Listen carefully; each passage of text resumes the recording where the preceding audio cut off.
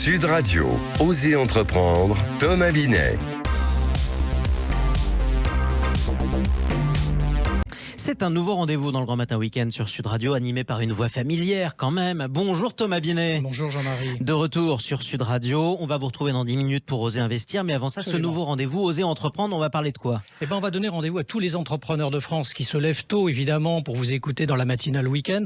Eh bien, on va leur expliquer comment fonctionne l'entreprise. On va avoir des conseils, du coaching, les offres de journal Magazine Entreprendre, qui est notre partenaire, et puis des grands patrons, des start-upers, des entrepreneurs. Bref, la France qui bouge. La France des entrepreneurs, le peuple des entrepreneurs auquel on parle tous les jours sur Sud Radio. On commence par cette première rubrique. Ce sont les essentiels de l'entrepreneuriat, Thomas. Notre séance de coaching pour les entrepreneurs qui va débuter cette semaine avec notre consultant Alexandre Faburel. Absolument, qui va nous indiquer les qualités nécessaires pour être entrepreneur. Ça continuera avec notre grand témoin de la semaine, Serge Trigano, président de Oh Baby. Nouveau concept hôtelier qui verra le jour fin 2024. Il nous en parlera et qui a pour ambition de réinventer une hôtellerie économique. Et j'ai commencé à l'expliquer, les indiscrets d'entreprendre, avec la présence ce matin de Robert Laffont, directeur du magazine Entreprendre. Nous allons découvrir les coulisses de l'entreprise. Exactement, les essentiels, je le disais, avec notre séance de coaching qui débute donc cette semaine avec notre consultant Alexandre Faburel. Thomas. Oui, Jean-Marie, nous allons évoquer les qualités requises pour être un bon entrepreneur. Ce sont lesquelles, selon vous, Alexandre ? Oui, Thomas. Comme à chaque rentrée, bon nombre de salariés se posent la même question. Oui. Et si je devenais mon propre patron ? Mais en suis-je capable ? De nos jours, en quelques clics, je crée mon entreprise. À première vue, c'est tentant. Alors la période n'est pas vraiment propice économiquement et socialement pour créer une entreprise, on peut le dire. Oui et non, les crises n'ont jamais empêché la création d'entreprises, bien au contraire. Là où nous voyons des menaces et des défis, l'entrepreneur y voit de belles opportunités. Alors saisir une opportunité, Alexandre, n'est-ce pas un peu risqué et stressant pour quelqu'un qui débute ? L'entrepreneur prend des risques sans cesse. Le stress fait partie de son quotidien.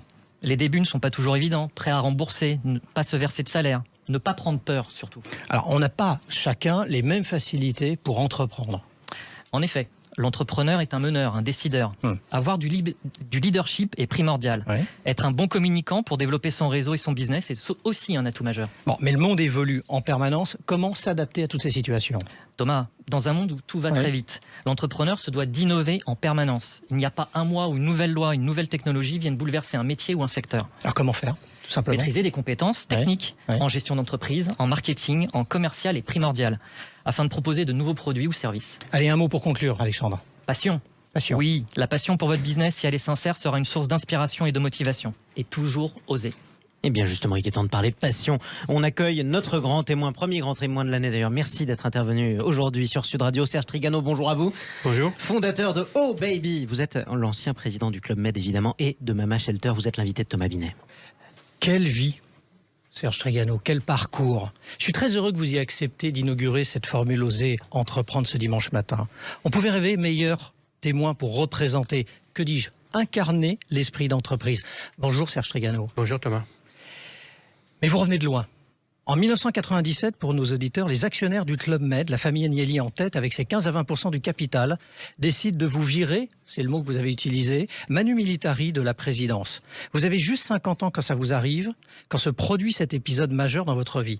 Vous avez dit que c'était la meilleure chose qui vous soit arrivée, mais sur le moment, personnellement, j'ai du mal à vous croire. Moi aussi, j'ai du mal à me croire. Ah, est-ce que c'est pas la suite ? C'est la légende que j'essaye d'écrire. La vérité, c'est que j'ai souffert terriblement. Si vous voulez, le club, ça a été créé par mon père et Gérard Blitz. C'était une vie, plus qu'un travail. C'était une passion, pour reprendre ce que vous venez de dire. Et moi, je me voyais vivre et mourir au club. Voilà. Et puis un jour, on vous dit que c'est terminé. Donc effectivement, c'est violent. Et comme toutes les belles histoires d'amour, ça se termine mal. C'est violent. D'autant plus que nos successeurs ont pris un malin plaisir à essayer de noircir encore un peu plus le tableau, mais ça c'est la vie des affaires. Voilà, la chance que j'ai eue, c'est d'avoir une famille solide, une femme formidable, 2 fils extraordinaires, et on s'est dit on recommence, on fait quelque chose. J'ai eu l'avantage de vous recevoir à plusieurs reprises, de lire votre ouvrage. Vous êtes un affectif, Serge Trigano. Est-ce qu'on peut être un affectif quand on est un entrepreneur ? Je sais pas, je suis, c'est vrai, je marche à l'amour, je marche à la passion, j'essaye d'apporter du bonheur aux gens, donc vaut mieux avoir un petit peu d'affect, sinon c'est mal barré, quoi. C'est des métiers où faut à la fois être capable de faire des business plans intelligents, d'avoir des business models intelligents, comme Gilbert l'a fait avec le club, comme on l'a fait avec Mama Shelter. Mais en même temps, on sert des gens, on essaye d'être à leur service, d'être à leur disposition. Donc, il faut marquer un petit peu de qualité humaine et effectivement, il faut un peu d'affect. Quand vous quittez le Club Med, vous allez avoir une traversée du désert qui va durer 8 ans quand même. C'est très très long, hein, ça fait beaucoup de nuits blanches, j'imagine, durant lesquelles, soyons honnêtes, vous avez dû douter plus d'une fois. Je rappelle des choses que les entrepreneurs doivent vivre et comprendre quand ils nous écoutent. Plus personne vous prenait au téléphone. Les cocktails où vous étiez invité, vous n'êtes plus invité. Bref, tout le monde vous tourne le dos, les banquiers sont absents. Vous dites même que vous avez perdu à peu près 95% de vos amis. Comment... Ça ne doit pas être des amis. Hein. Probablement, oui. Mais justement, comment, avec le recul, comment vous vivez cette période ? Honnêtement, ça a été un peu dur, surtout les 2-3 premières années où on a tourné en rond, on savait pas ce qu'on allait faire. Et puis le jour où on a commencé avec Benjamin, Jérémy, travailler avec Philippe Stark, Cyril Aouizerat, notre partenaire du début, bon là le projet est parti. Simplement, vous le savez, à l'inverse des États-Unis, en France, quand on est viré, on est un peu marqué au fer rouge, quoi. Voilà, aux États-Unis, on pense que l'échec, le fait d'avoir été licencié vous permet de rebondir et d'apprendre de vos erreurs. En France, bon, alors qu'en plus vous allez voir les banquiers qui étaient prêts à vous prêter des millions quand vous étiez président du club. C'est fini, effectivement, ça. Bon, vous connaissez plus. Je m'attendais, Serge Trigano, très sincèrement, que vous me disiez que vous ne regardiez jamais derrière vous, parce que je crois que c'était la phrase qu'utilisait votre père et qu'il a utilisée à la fin du Club Med en vous disant c'est fini, alors que c'était toute sa vie et toute votre vie de famille, et du coup il a dit on va faire autre chose. Ouais, c'est exactement ça, il a été formidable, bon voilà. Donc moi, il a eu du mal, hein. Comme vous le dites, c'était toute sa vie, je veux dire. Puis la manière. Créé cette boîte, la façon dont ça s'est passé, pas beaucoup d'élégance, bon voilà.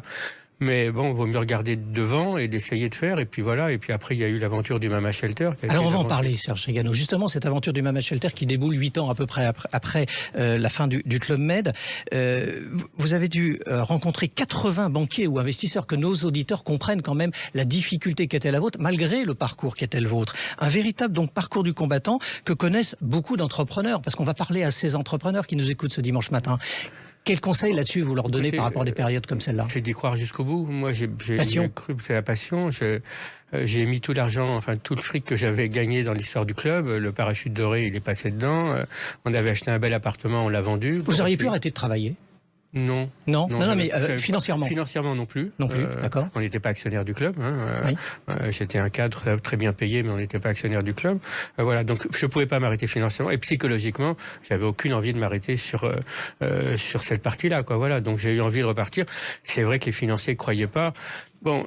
C'est vrai que c'est dur en France de prêter de l'argent à un gars qui a été viré de sa boîte et qui a la prétention de réinventer une nouvelle industrie. Alors, voilà. Vous avez vendu Mama Shelter au groupe Accor, et là vous vous lancez dans une nouvelle aventure. Elle n'est pas immédiate, hein, parce qu'on l'a dit, fin 2024, début 2025. 26, ouais. Donc c'est on aura l'occasion de vous recevoir pour en reparler.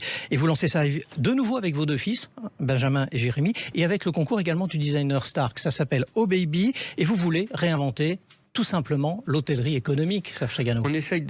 On va essayer avec Oh Baby de présenter une hôtellerie qui tient compte des enjeux d'aujourd'hui, l'enjeu environnement, parce qu'on peut pas.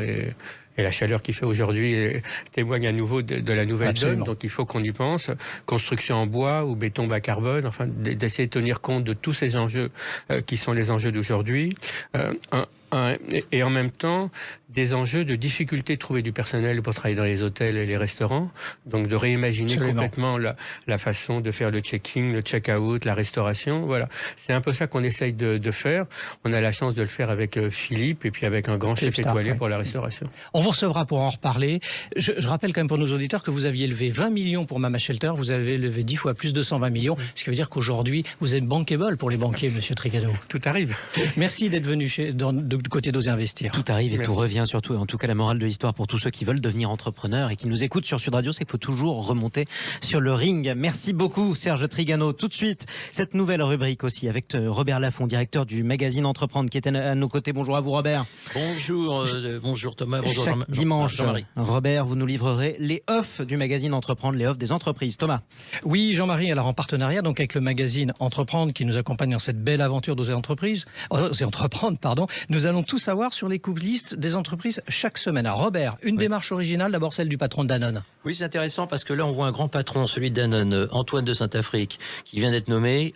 Qu'est-ce qu'il fait en mai 2021 ? Premier réflexe, eh bien, au lieu de s'enfermer dans son bureau comme beaucoup, il fait en 2 ans le tour du monde de ses équipes sur le terrain. Résultat, il remobilise ses équipes Il a une bien meilleure connaissance de l'état du marché. Résultat, sur les 6 premiers mois de l'année, les ventes de Danone ont progressé de 8,4% et les marges s'améliorent. Belle réussite, effectivement. Alors, on va parler maintenant du classement des fortunes françaises, Robert. Oui, parce que c'est intéressant. On dit que c'est difficile de faire fortune en France et que beaucoup réussissent par la rente.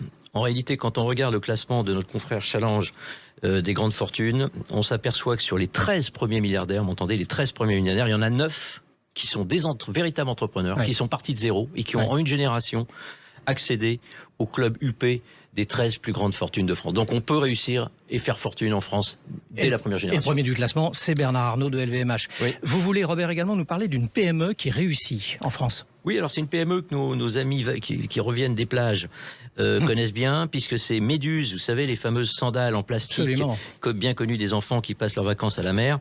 Eh bien, figurez-vous que cette PME, qui était en grande difficulté dans le début des années 2000, a été redressée par une femme, c'est intéressant, Anne-Céline Humeau. Nous sommes en Maine-et-Loire. Résultat, la petite PME est devenue un leader de son secteur. Déjà 140 collaborateurs, une sandale déclinée en 40 calories, avec une fabrication, c'est à noter, made in France, puisque 80% des sandales Méduse sont faites en France, avec résultat 26 millions d'euros de chiffre d'affaires et 50% des ventes hors de France. Et pour conclure, le feuilleton de l'été, ou même un peu d'ailleurs avant de l'été, vous avez parlé du groupe Barrière. Ça intéresse Serge Trégano, ça. Oui, c'est intéressé. Alors le groupe Barrière, tout le monde connaît.